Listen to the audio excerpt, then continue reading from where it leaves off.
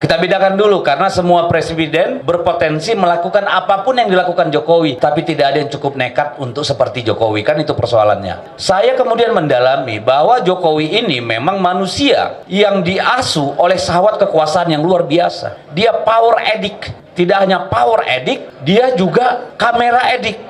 Nah, problemnya kemudian adalah ketika 2019 dilantik, di situ Jokowi berteriak di gedung MPR, saya tidak punya beban. Kita kira tidak punya beban akan membangun habis-habisan, bersih beneran, revolusi mental terjadi. Ternyata apa yang terjadi? Tiap malam kongko sama konglomerat. Pileg itu sampai yang namanya Kapolda segala macam juga mengoperasi saya, tapi emang gue pikirin.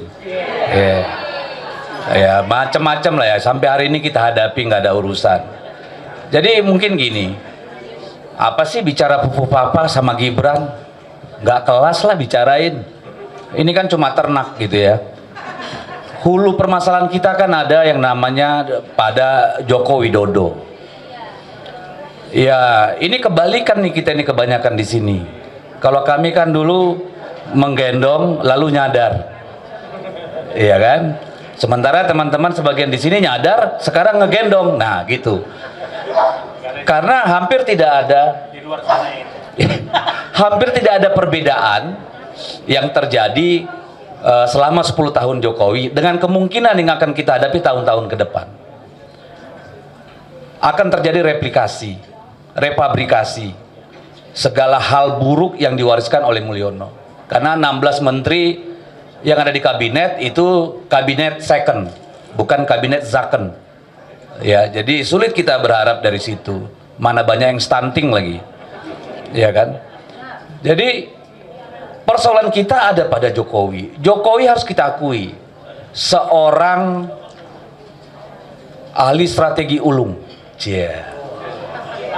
Mau nggak mau, iya kan? Kita harus akui.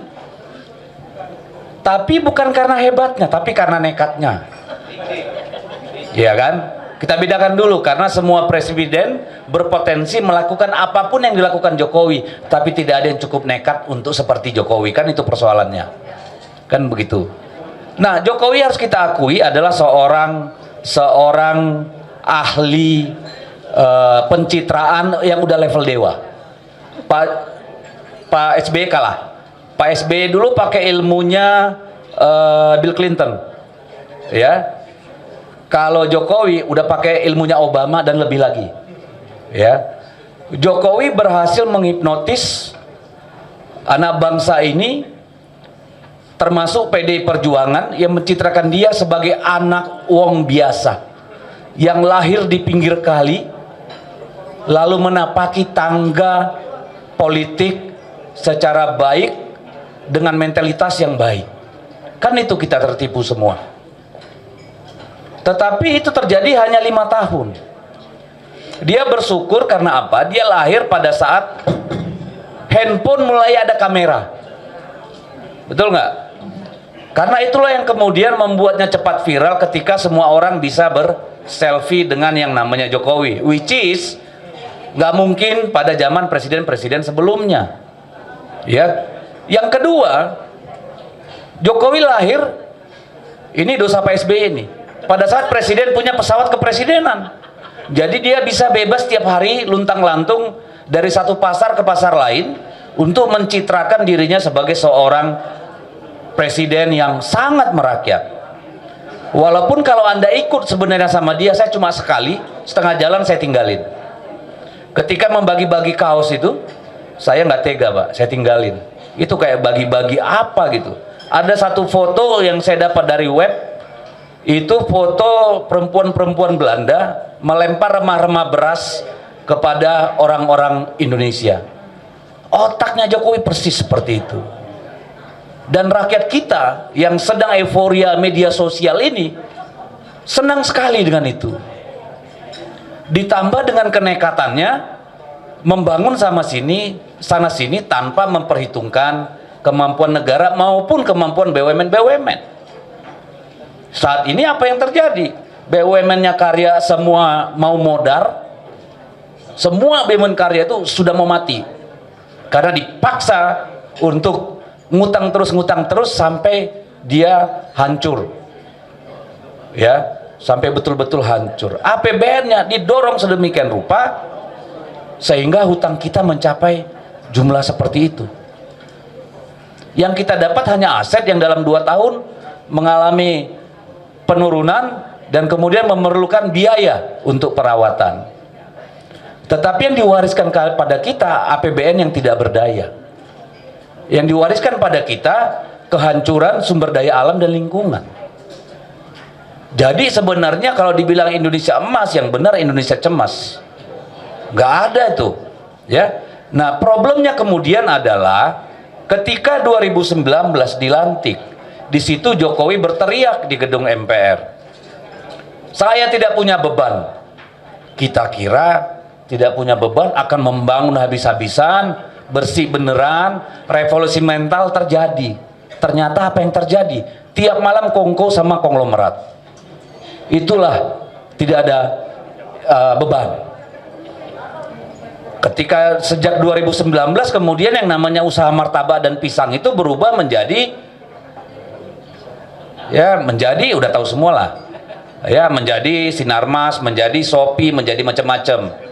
Dan kalau diperiksa nanti, kalau Kapolrinya udah ganti, mau meriksa ketahuan tuh berapa T masing-masing tuh barang itu, ya. Lalu kita dengar PSN. Apakah PSN tuh bersih, tidak ada yang namanya kickback? Maaf, saya nggak bisa tertipu. Pasti ada. Apakah di dalam yang namanya hilirisasi itu tidak ada golden share? Kalau saya sih yakin pasti ada.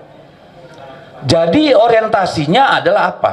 Saya kemudian mendalami bahwa Jokowi ini memang manusia yang diasuh oleh syahwat kekuasaan yang luar biasa. Dia power addict. Tidak hanya power addict, dia juga kamera addict. Kalau nggak kena kamera sehari pusing kepalanya, iya kan? Jadi inilah kemudian yang mendorong dia melahirkan dinasti-dinasti itu. Tahun 2020 Gibran dan menantunya Bobby minta jadi wali kota. Lalu kemarin tiba-tiba anaknya yang baru 1 hari 2 hari jadi anggota partai, langsung ketua umum partai politik. Saya perlu 21 tahun di PDIP baru bisa jadi ketua DPP, Pak. 21 tahun merangkak dari bawah.